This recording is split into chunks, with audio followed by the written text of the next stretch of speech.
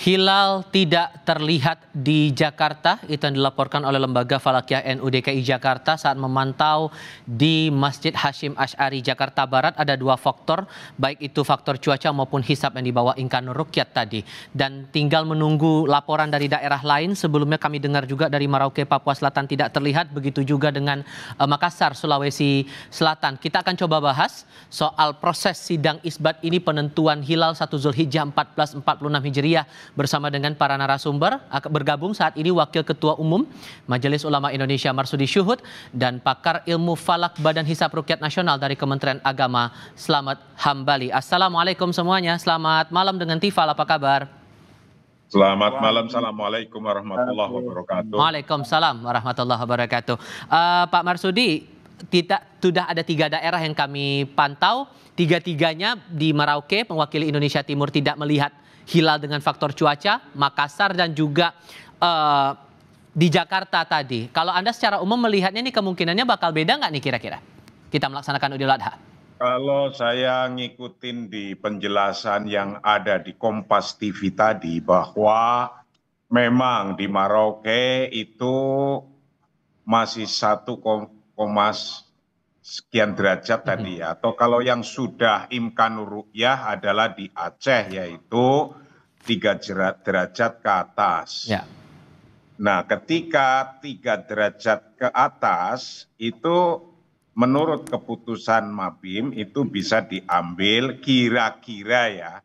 Tadi dijelaskan juga bahwa betapapun belum bisa diru'yah atau belum bisa dilihat, ketika sudah menunjukkan memungkinkan untuk dilihat ketika 3 derajat atau lebih, maka itu kemungkinannya menurut saya, zon saya, itu akan bisa diambil untuk keputusan bahwa nanti 1 Zulhijjah akan jatuh besok. Atau nanti ketika bulan untuk sholat Idul Adhanya itu ya pada hari Jumat. Itu kalau ini nanti di dalam membahas masalah Imkanur Ru'yah yang sudah 3 derajat atau lebih di Aceh, kira-kira kemungkinannya, karena wilayatul hukmi Indonesia Aceh itu dari Aceh sampai Sabang, sana Merauke. Nah, ketika diputuskan demikian, memang di Aceh sudah 3 derajat lebih. Nah, pemerintah itu seluruh kegiatannya, baik itu kegiatan ru'yah atau juga kegiatan ketika hisab, karena sebelumnya saya yakin NU ya menghisab, pemerintah ya melakukan hisab, organisasi-organisasi lain juga melakukan hisab. Maka sudah ada organisasi yang sudah memutuskannya. Nah, nanti ketika sudah diputuskan oleh pemerintah, idza hakamal hakim, ketika pemerintah itu sudah memutuskan, itu rofa al-khilaf, maka sudah tidak akan ada perbedaan pendapat lagi. Oke, ditahan dulu di situ, Pak Marsudi. Kalau menurut Pak Slamet nih, kemungkinan kita bakal sama-sama menjalani Idul Adha di tanggal yang sama, karena kan Muhammadiyah udah menetapkan duluan nih, 6 Juni. Kemungkinannya bakal sama atau bakal beda nih kira-kira? Ya, harapan saya mudah-mudahan sama gitu. Mudah-mudahan ya. Ini tergantung nanti dari hasil pengamatan di Aceh. Ya, memang untuk yang masuk kriteria kan hanya wilayah Aceh. Wilayah Aceh. Aceh ini tinggi sudah mencapai 3 derajat 12 menit. Elongasinya sudah mencapai 7 derajat 6 menit. Ya, sehingga di sini terpenuhi. Tapi selain Aceh ini belum ada yang masuk ya. Sumatera Utara belum ya. Sebetulnya kalau dari segi elongasi ini Bali dan Pasar itu elongasinya masuk tapi tingginya masih 0, itu Denpasar. Kemudian bergerak ke barat, elongasi semakin tinggi, Semarang aja masih 1 derajat, 1 ya. Ya hanya Aceh itu yang masuk IMKAN hanya Aceh ya, sehingga tentu saja akan menunggu kesaksian dari Aceh. Karena apa? Kalau nanti kesaksian di luar Aceh itu diterima, ini berarti kita kembali kepada kriteria lama. Kriteria lama itu kan yang baru, yang sekarang kita pakai baru ini mensyaratkan bahwa kesaksian yang bisa diterima itu kalau tinggi hilal minimal 3 derajat, elongasi minimal 6,4. Ya. Kesepakatan itu diperjuangkan cukup lama. Ya, cukup lama untuk disepakati negara-negara Mabim itu cukup lama, sehingga kalau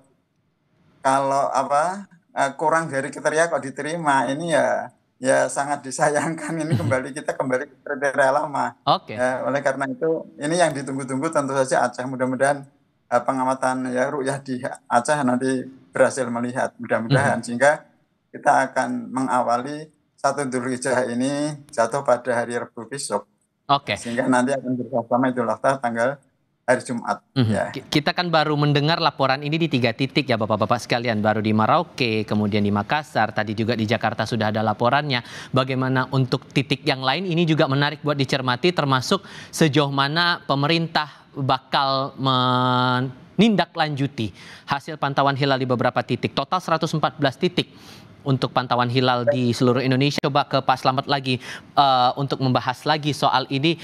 Kalau secara hisapnya Pak Slamet, kalau hisapnya disebutkan bahwa matahari atau bulan baru sudah berada di atas ufuk, tapi secara pantauan hilal terkendala, jadi dasar mana yang bakal dipakai untuk kemudian dibawa ke sidang isbat nanti seharusnya Pak? Yang dibawa ke sidang isbat nanti ya hasil pengamatan yang terus terang saja, ya, yang memenuhi kriteria ini hanya Aceh, ya, hanya Aceh. Sehingga ada kemungkinan selain Aceh nggak akan mungkin melaporkan, ya, karena secara perhitungan itu tidak mungkin terlihat karena terlalu rendah, bulan terlalu rendah. Elongasi masuk, ya, rata-rata sudah 6,4 lebih, ya, termasuk Pulau Jawa seluruhnya, dimulai dari Denpasar, kemudian Jawa Timur, ya, kemudian Jawa Tengah, Kalimantan, kemudian Sumatera, ya, itu elongasi sudah masuk di atas 6, sudah 6,4 sudah. Akan tetapi tingginya yang sangat rendah. Ya, di Semarang itu masih 1, ya. Kemudian Sumatera Utara juga 2, belum sampai 3. Hanya Aceh saja yang sudah mencapai 3 derajat 12 menit, itu hanya Aceh, ya. Aceh itu pun Aceh, Banda Aceh, ya. Sehingga kemungkinan besar tidak akan mungkin terlihat di luar Aceh, nggak akan mungkin.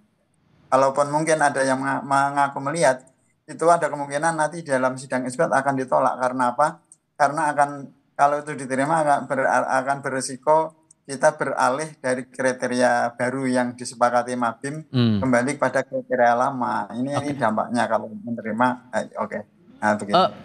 Tapi sesungguhnya Pak, dari total 114 titik itu harus berapa standar minimal dari pantauan hilal yang dianggap sah kemudian dibawa ke sidang isbat? Kunciannya kan sekarang tinggal Aceh ya Pak ya.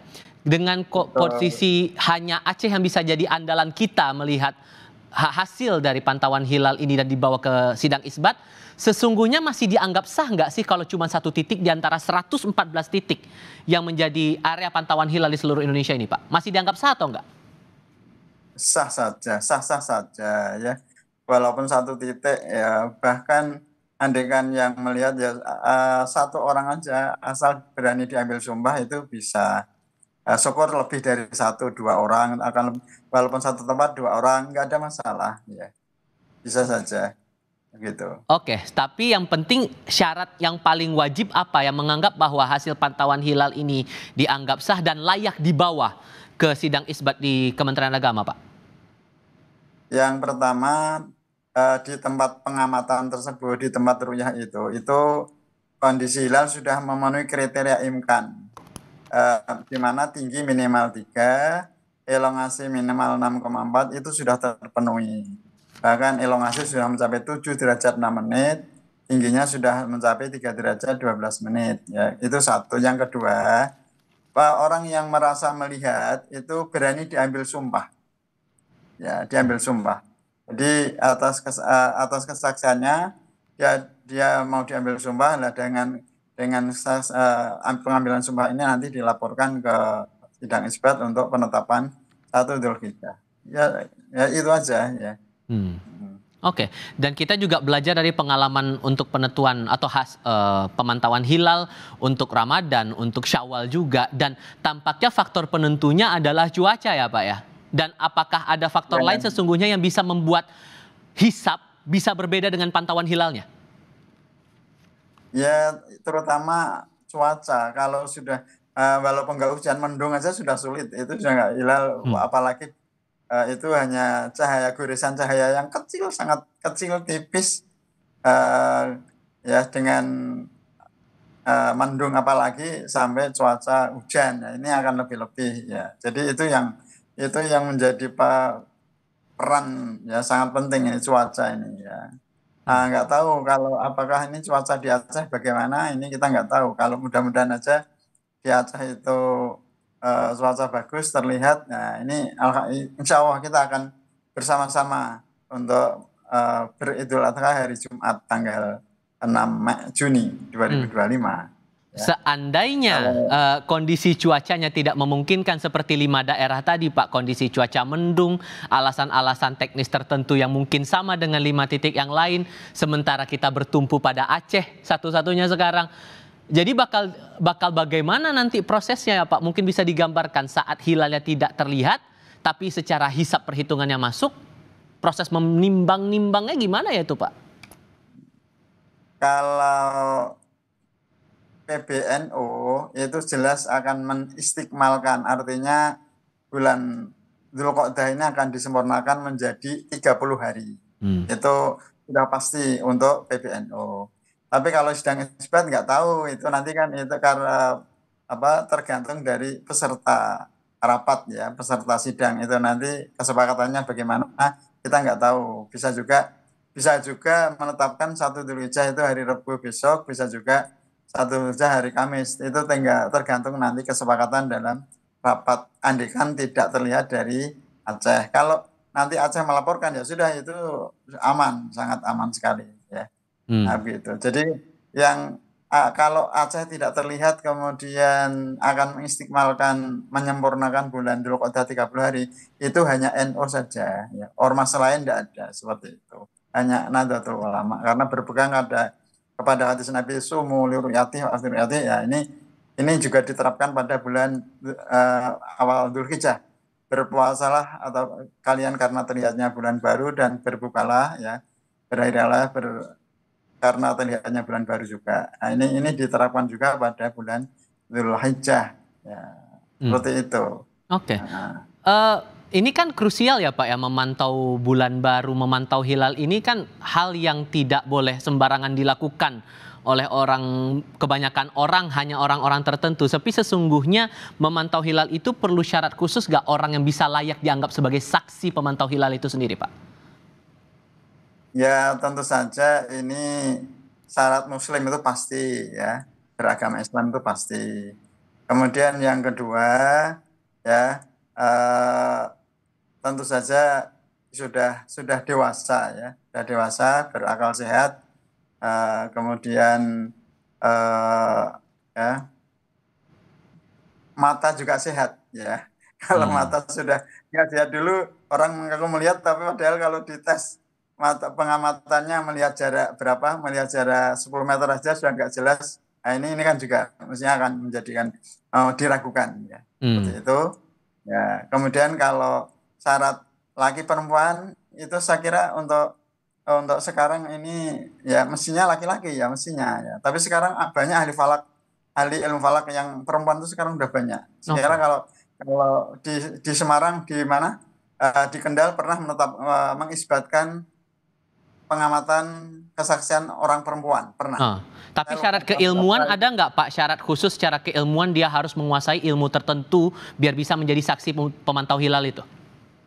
Ya ilmu falak mestinya ilmu falak ya. Tapi kalau saya rasa menurut saya tidak harus. Karena apa? Selama diberi informasi, oh nanti posisi bulan baru di sana, ya sebelah utara matahari atau selatan matahari, ketinggian sekian. Nah itu saya kira sudah cukup ya. Tidak harus menguasai ilmu falak, nggak harus. Baik.